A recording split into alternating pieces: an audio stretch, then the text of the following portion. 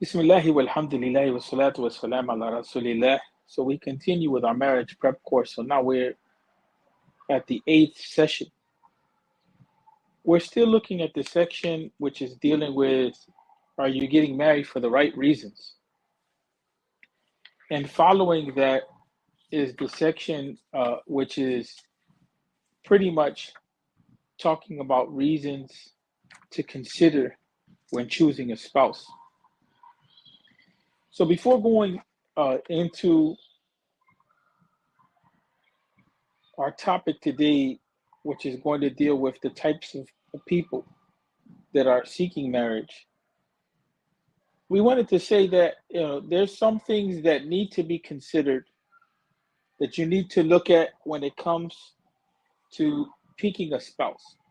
There's reasons why people get married, and then there's things that people should consider before they get married. See the difference? Reasons why people get married are reasons that you find people have for why it is that they choose to get married. But when we talk about factors or reasons to consider for marriage, things that we need to consider for marriage are things that, if we want to look at marriage in a healthy way, we have to look at these things, right? We have to look at these things. And so we'll come back to those issues in a few minutes. When we talk about questioning ourselves with regard to getting married for the right reason, we find that people get married for a number of different reasons. Some of them we mentioned. Sometimes it's to escape.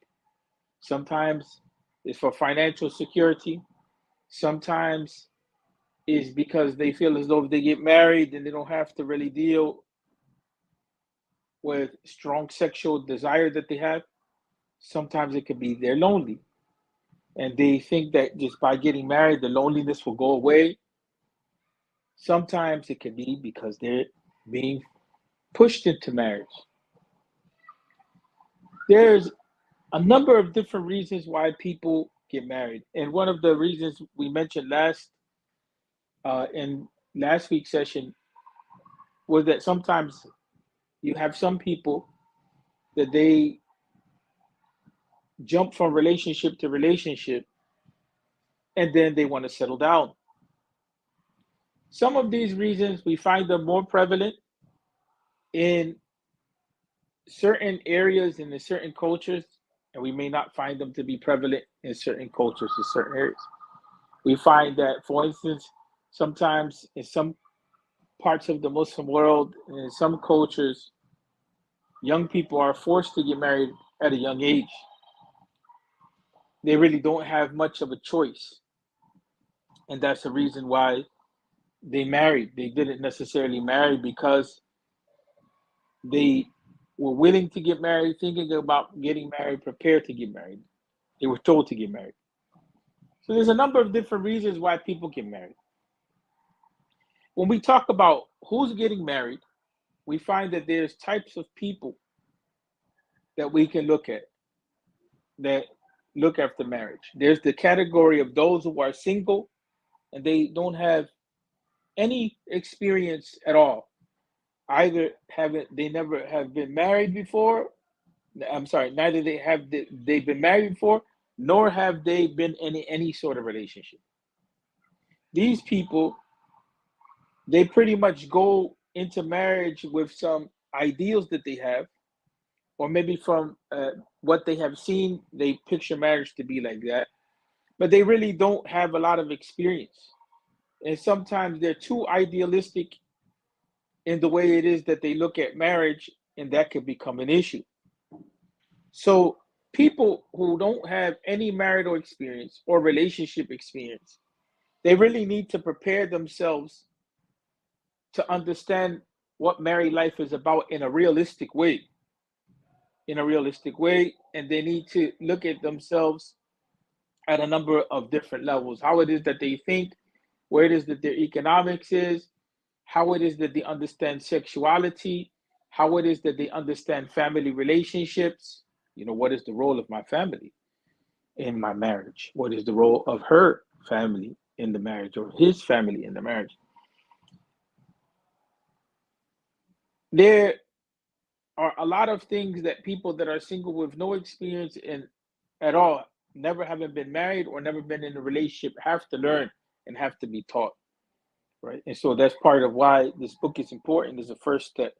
Then there's single people who maybe they were engaged to get married and it didn't work out, or in a relationship. This person has a little more experience than the first person. It's important to recognize that anytime a person is in an intimate relationship, and it doesn't have to be sexual, people, it could be that the person opened their emotions up to another person, seeking to be with that person, and it didn't work. Once that relationship ends, even if it's not a marriage, there has to be some time that the person kind of works through the feelings, right? You need to give some time to yourself or even to the other person. You may not have been the one to experience that, having been in a relationship, an engagement even, and it breaks off. But the person that you want to marry has been through that experience, and they may need to uh, work through those issues. This is an important issue. I want to pause here because what we have sometimes is this idea of rebound. And unfortunately, sometimes, and we find this in the Muslim reality as well as in the non-Muslim reality. Sometimes what happens is that people that are single, that they have been engaged or been in a relationship before, and that comes to an end, they don't want to work through the emotions that they're experiencing because they're so intense. Heartbreak, letdown, betrayal, whatever it may be. And so they feel as though the way to deal with this is by replacing that love with another love, or even they go into another relationship to get revenge or to prove a point or to move on. And as long as that's the case, damage is going to be caused to self and to the other person. That's why it's important to give time to heal before jumping into a relationship that's serious like marriage. There's some people that they struggle with moving on. So they may open the door to have a conversation, they may open the door to a possible engagement, but in reality, they need counseling. They're not, but both cases need counseling. But I want to clarify that so there's no confusion here. In the first case, the person is ready to jump in another relationship, but they have the wrong reasons and the wrong thinking for doing that. It's good that they have the boldness, they have the courage to jump into another relationship, but they're not ready to jump into that relationship. They have to find some support, some guidance, so that they can begin to work on their emotions and heal and be ready emotionally to go into a new relationship. But there's another case, a person may feel the damage of having been in a relationship and they're stuck. So maybe they may even open up to the idea of another relationship, but in reality, they're not there. They're stuck. They're still in the other relationship. That happens. We've heard cases of that. We've seen that. It's a problem, right? Because then now what's happening is that the person, the new relationship person, has to put up with the mourning of the other person. That may work in some cases, it may not work in some cases. It's not advised. Counseling is necessary. Then there's the case of a person that has been divorced and no children. There's the full divorce, Islamic divorce, and legal divorce fully with time. A person has had time to work through their issues. Then there's the Islamic divorce, and the person is still working on their legal divorce. There's a lot of scenarios here.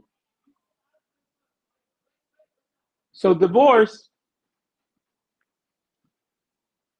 is a serious issue from the angle that sometimes what happens in a divorce, especially a long-term marriage, is that a person may jump to look for another person, but they may not be ready to actually move on.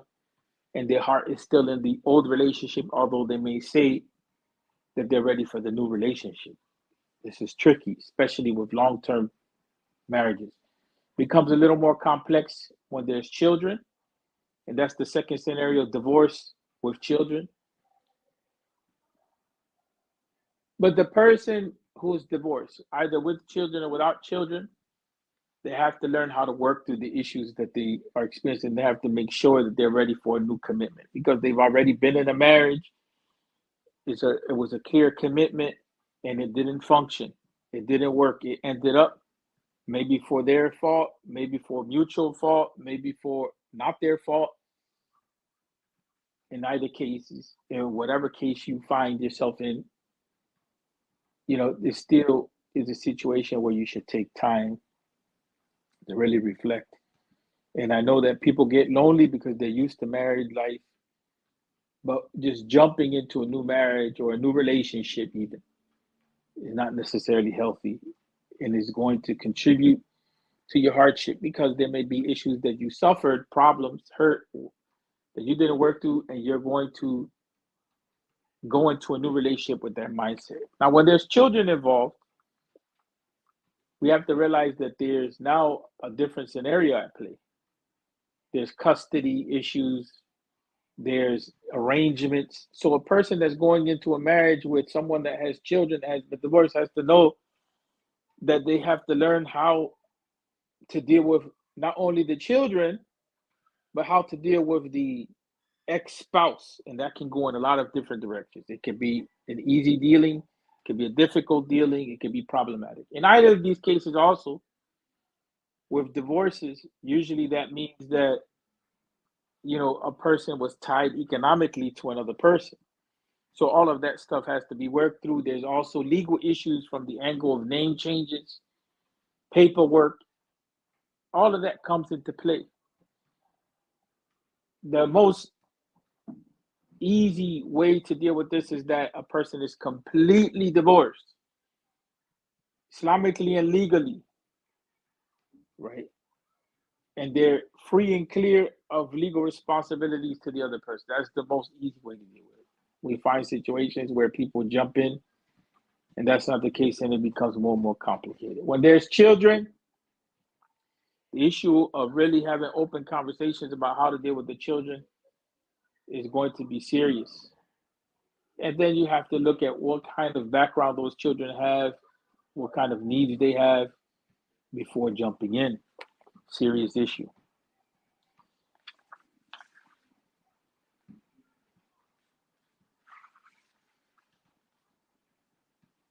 There's a lot of other scenarios like the idea of widows and widower. And we find this in some communities, this is a problem more than others. The same thing with marrying a divorcee. In some communities, it's more of a problem than others. But in any event, you have to know what you're getting yourself into. In both cases, the case of the divorcee, even if it's with children or without children, and the person that was a widow, there may be some mental health, emotional issues that you have to confront because there's the issue of mourning in both cases. There's the issue of maybe there's not closure in both cases. Then there's also legal issues in both cases that have to be worked through.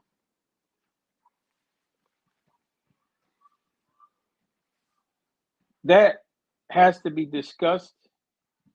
And then there's the issue of people that have been divorced multiple times. That has to be understood. It's not always the fault of a person that has been married a couple of times that they're divorced. The first marriage, maybe they have been pushed into the marriage at a young age.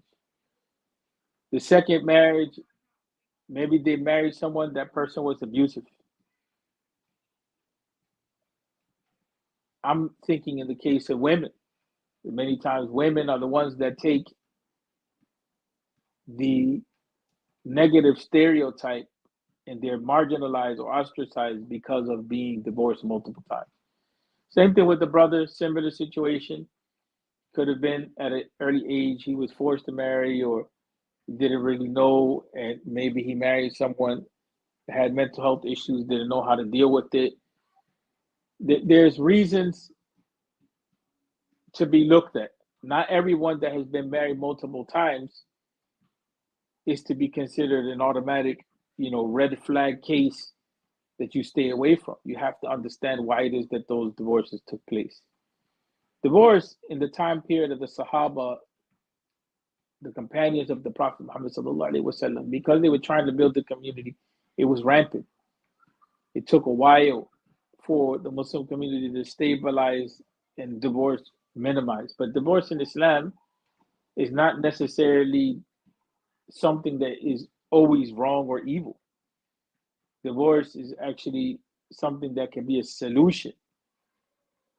So we don't want to automatically stigmatize people that have been divorced, but also we don't want to just open the door to think that breaking relationships or ending them is something to be taken lightly. There has to be a middle ground.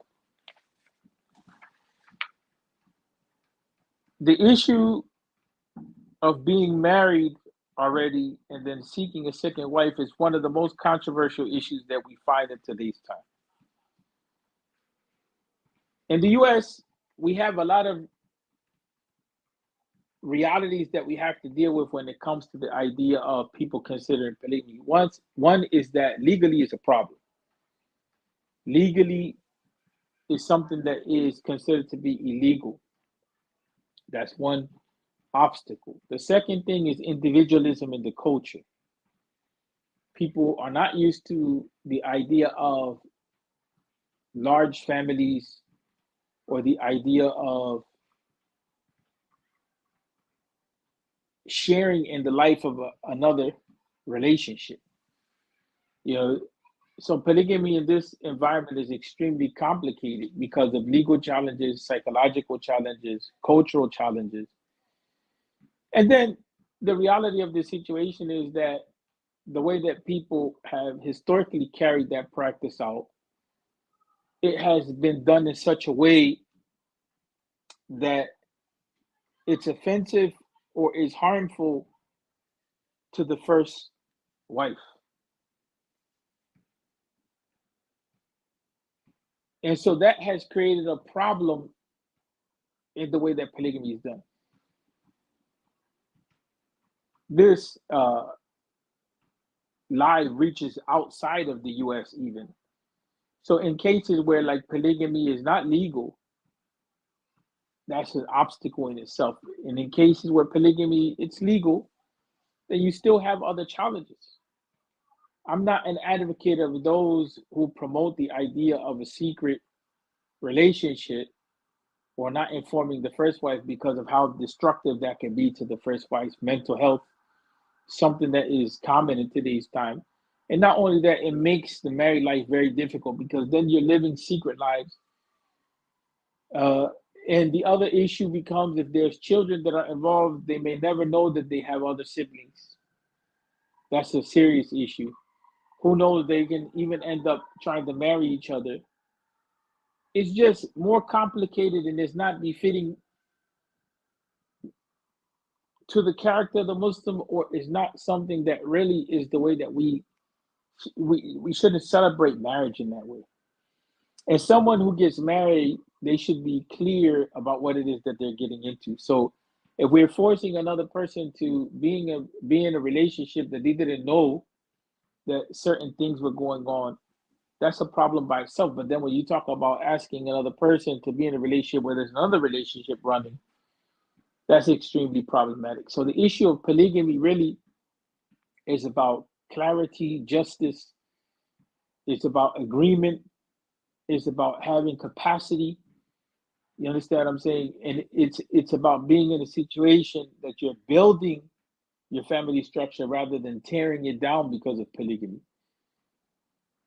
That would be ironic. And we've seen this, that a person is talking about polygamy, but then at the end of the day loses both marriages, and if there's children involved, puts the lives of the children in jeopardy because of decisions that are not made properly, or people not being ready, or not thinking about things in the right way.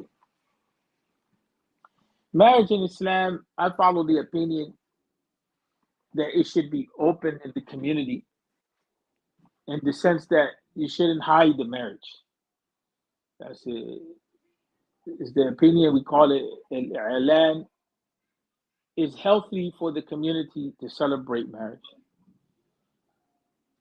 And that has its own discussion, and I'm not going to get into that now. But I'm just saying that the issue of secrecy, especially when we're hiding, jumping into relationships, is extremely problematic in my view. When we talk about factors that people consider when they marry, or should consider rather, we should consider the issue of deen. Where is a person at with their understanding and practice of deen? We should consider the issue of culture. How is it that people understand each other, the age range and maturity level, educational background, physical health, that there's an attraction between people, what our personalities like, how are gender roles understood, which goes back to culture and even education. But people also, there's other things that have to be highlighted, like the issue of how people understand sexuality, how people understand and practice communication, how people understand decision making. That comes back to gender roles. How is it that people deal with conflict? Those things are factors that have to be considered. These are things that are brought up in the book coming, but I wanted to just touch on that lightly so that we can move on to some more hardcore issues that the book is talking about, because we don't want to extend out this course to be extremely long. But when you talk about the issue of compatibility and how it's understood in the past, I've been interested in researching the issue of compatibility amongst the scholars for some time now, and I'm not necessarily impressed by some of the things that they have said in the past. Some of these things are considered factors of compatibility. But the reality is that one of the things that is extremely important, which is mentioned here as the seventh point to consider, but is rarely talked about, is the issue of personality. And along with that comes mental health. That is extremely important.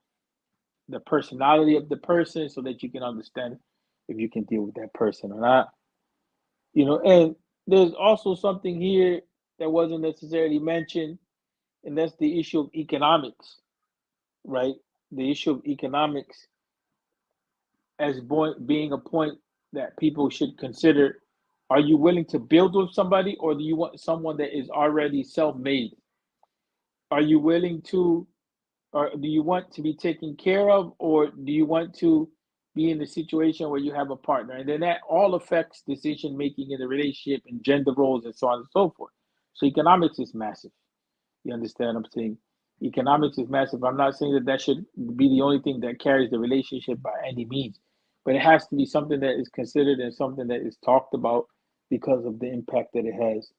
So I want to end on this note. Until next time, people, remember that marriage in Islam is a weighty contract. It is the most sacred contract that we have.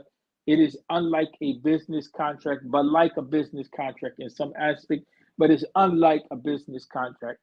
Remember that marriage at the core will also, haram. It's, in other words, it's prohibited until you are ready to be responsible to enter into that relationship properly. Marriage is serious in that regard. It's not just we say it's halal, is fil asl haram. So you have to take yourself out of that state of prohibition to go into a state where it is permissible. And that's why we have to be serious in our preparation, intellectually, psychologically, in terms of how we understand the deen as a couple, so there can be compatibility. What is it that we need to do to prepare ourselves? We should remove ourselves from just thinking about why I want to get married on a personal level, and ask really what are healthy reasons to get married, and how is it that I can prepare, and if I have issues, how can I deal with my issues.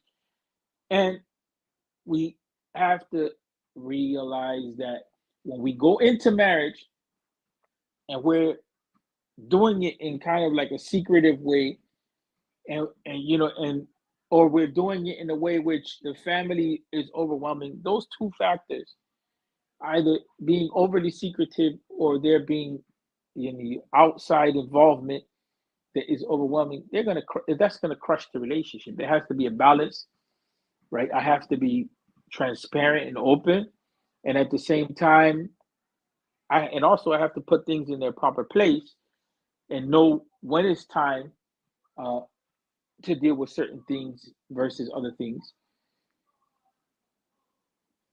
And we say that in the sense that if a person is engaging or in engagement and they're not sure if the marriage is going to go about, it's understandable that they may not want to tell the whole community that they're engaged, because they don't want to be embarrassed if that marriage doesn't go through, right? And so that level of secrecy is not bad, but what is bad is people hiding the idea that they're in a relationship. We shouldn't have that mindset, because the more that we have that mindset, the more it is that we don't do things in a way that is constructive to the marriage. We put people under pressure in wrong ways. That's why we mentioned Alan earlier. Alan, I consider to be weighty. Unfortunately, the way that it's treated in Islamic uh, thinking is that it's something that's recommended, but we find that overall, I think it's up there. It's very, very high up there for me. I don't have the evidence to be able to say that is an obligation per se to announce the marriage, but the fact that we have witnesses, points in that direction. It points in that direction. And the reason maybe why some of the scholars say that is not an obligation to announce to everybody, you know what I'm saying, that you're married, is because that may put people under hardship. But as far as I'm concerned, I think marriage is a communal reality. So it's something that should be celebrated in the community so the community can be supportive. Now, if the community is toxic, that's a different issue. You know what I'm saying? People may want to be a little more discreet and so on and so forth. But we have to prepare ourselves properly for marriage. And we have to be in a situation where we're going about it in a constructive manner, right? And so that means we have to be honest with ourselves. We have to be honest with where our family and our community is at. We have to be honest about where life is at and society is at, and how that impacts us, and how it is that we can work with those issues, right? So with this, we end, people.